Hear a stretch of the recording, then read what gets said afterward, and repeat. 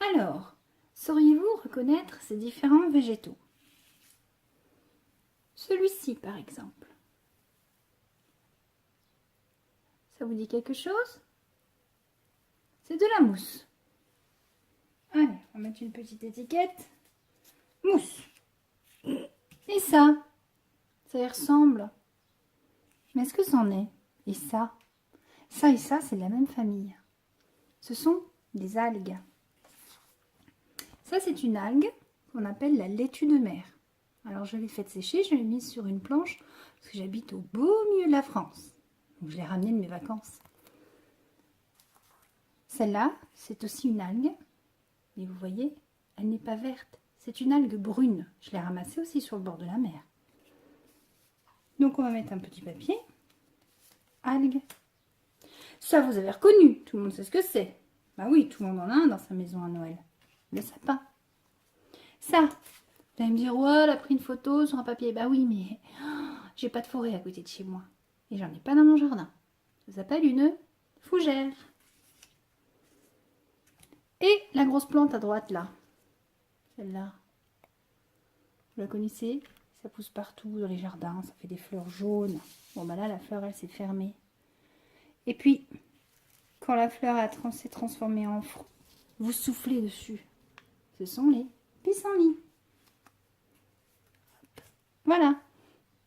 On va donc essayer de trouver des caractères communs à toutes ces plantes pour essayer de faire des groupes et organiser les végétaux.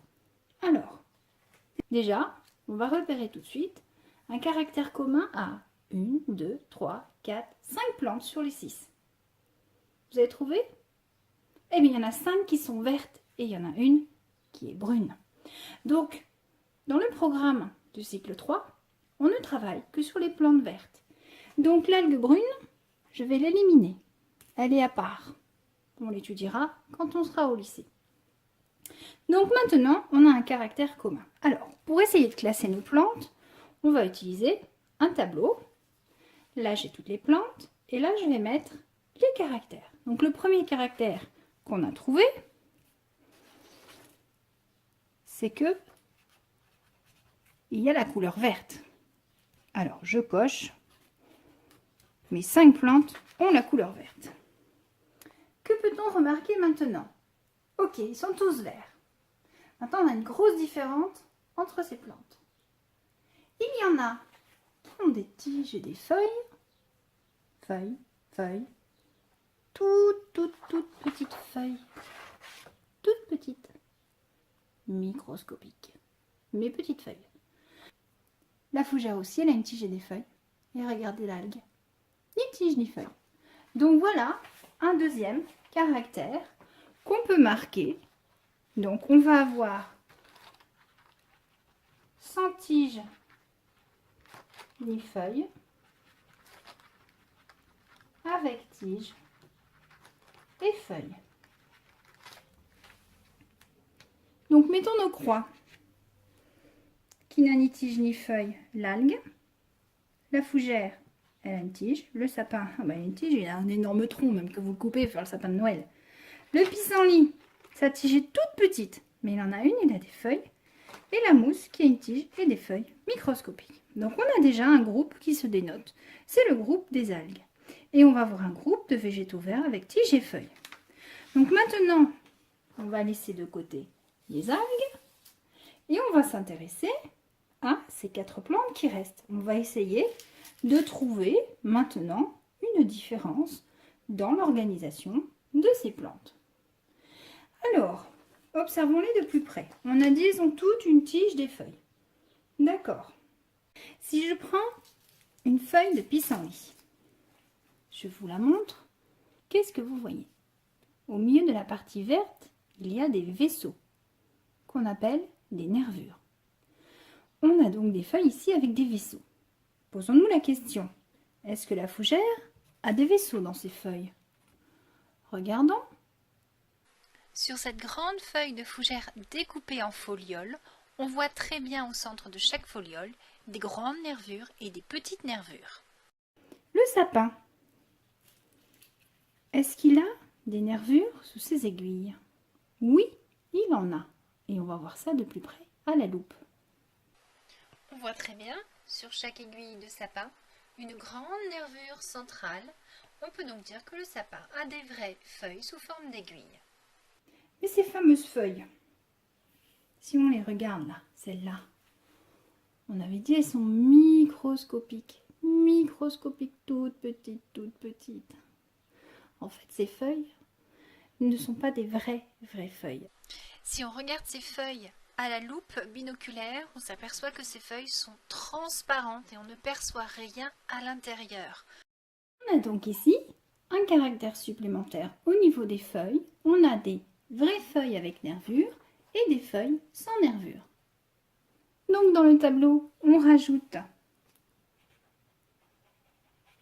feuilles sans nervure et feuilles avec nervure. Alors, cochon. Bon, la fougère, elle a des feuilles avec nervure. Le sapin avec, le pissenlit avec, par contre, la mousse sans. Donc là, on a déjà un autre groupe qui s'est formé. Et on s'aperçoit qu'on a ces trois végétaux qui sont dans un même groupe. Ils ont encore trois caractères en commun. Essayons de trouver un caractère pour les différencier. Donc, on élimine maintenant la mousse. On travaille sur fougère, sapin et pissenlit. Quelle va être la différence entre ces trois plantes? Eh bien, tout simplement, ça va être la façon dont se reproduire. La fougère, est-ce qu'elle fabrique des fruits avec des graines? Non. La fougère ne fait pas de graines. Elle fait ce qu'on appelle des spores.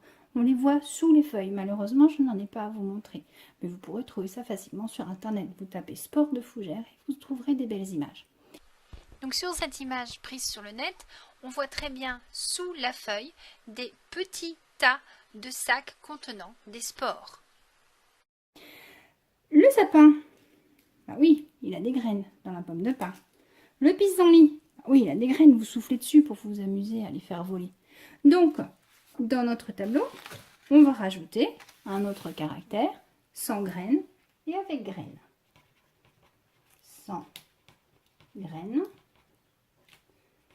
avec graines. Donc l'algue, on ne s'en occupe pas. La fougère, elle est sans graines. Le sapin avec graines. Le pissenlit avec graines. Et la mousse, on ne s'en occupe pas non plus. On n'est pas dans ce groupe-là.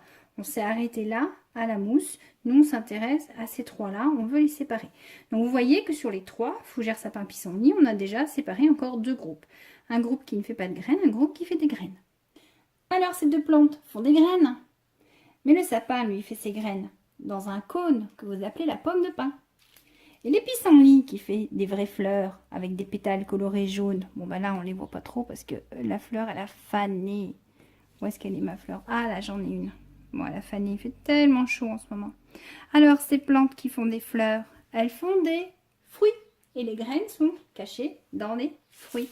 Donc ici, dernier caractère, on va mettre cône et on va mettre fruit. Donc, pour séparer sapin et pissenlit, le sapin, lui, fait des cônes et le pissenlit fait des fruits, comme les abricots, les pommes, les ananas, etc. Donc ici, grâce à ce tableau, on peut séparer les végétaux en fonction des groupes. Mais on va faire mieux que ça. Alors, maintenant qu'on a notre tableau avec tous nos caractères, j'ai préparé des petites fiches pour chaque plante sur lesquelles j'ai rappelé ces caractères. Ils sont tous verts. L'algue n'a ni tige ni feuille. La mousse a une tige, des feuilles sans nervure. Fougère, vert, tige plus feuille, feuille avec nervure, sans graines. Le sapin, vert, tige plus feuille, feuille avec nervure et graines avec cône. Et le pissenlit, il a vert, tige plus feuille, feuille avec nervure, avec graines, dans un fruit. Voilà mes petites vignettes. Et maintenant, je vais m'amuser à faire des groupes. Faire des groupes dans des groupes. Comment classer mes végétaux? On a dit, ils ont tous un point commun, ils sont verts. Donc je prends une grosse boîte d'œufs sur laquelle j'ai mis un titre. Ce sont mes végétaux verts. Donc je peux classer tous mes végétaux, ils sont dans ce groupe-là. Oui, mais on a dit qu'on peut séparer les algues des autres. Pourquoi? Parce que les algues n'ont ni tige ni feuille. Donc, j'ai fait une boîte sans tige ni feuille. Je mets donc à l'intérieur de mon groupe des végétaux verts, j'ai un petit groupe des plantes vertes qui n'ont ni tige ni feuille, ce sont les algues. Ces quatre-là sont tous verts, d'accord? Et ils ont tous une tige et des feuilles. C'est le deuxième caractère sur les vignettes. Donc, j'ai fait un groupe de ceux qui ont une tige et des feuilles. Je les ai donc mis dedans. J'ai donc séparé dans mon groupe des végétaux verts, le groupe des végétaux verts sans tige ni feuille et le groupe des végétaux verts avec tige et feuilles. Maintenant, d'accord, ils ont tous des tiges et des feuilles, mais on a dit que la mousse, elle a des feuilles sans nervure et que ces trois-là, ils ont des feuilles avec nervure. Je peux donc faire deux autres groupes. Je prends une boîte feuilles sans nervure, je mets ma mousse dedans et mes trois suivants appartiennent au groupe feuilles avec nervure et je les mets dedans. J'ai encore fait un groupe dans un groupe. Mais dans mon groupe feuilles avec nervure, on a dit que la fougère ne faisait pas de graines. Donc, je prends une boîte où j'ai marqué sans graines et je mets ma fougère dedans. Il me reste pissenlit et sapin qui ont des feuilles avec nervure et qui font des graines. Donc, je prends une boîte où je mets graines et je les mets dedans. Donc, dans mon groupe feuilles avec nervure, j'ai deux sous-groupes sans graines avec graines. Mais là, j'en ai encore deux dans le groupe graines. Je vais donc devoir les séparer. Et qu'est-ce qu'on a dit? Que le sapin, lui, il a un cône pour faire ses graines. Donc, j'ai le groupe des cônes et j'ai le groupe des fruits, des plantes qui font des fruits. Donc, j'ai encore fait des groupes dans des groupes. Et donc là, je peux rajouter plein de vignettes si je veux. Je peux mettre abricot, je peux mettre chèvrefeuille, je peux mettre toutes les plantes qui font des fleurs avec des fruits et des graines à l'intérieur.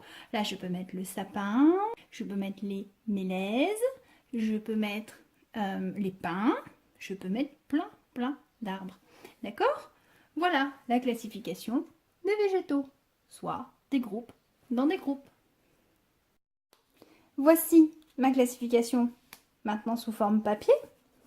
Ma grande boîte des végétaux verts, c'est le grand cadre.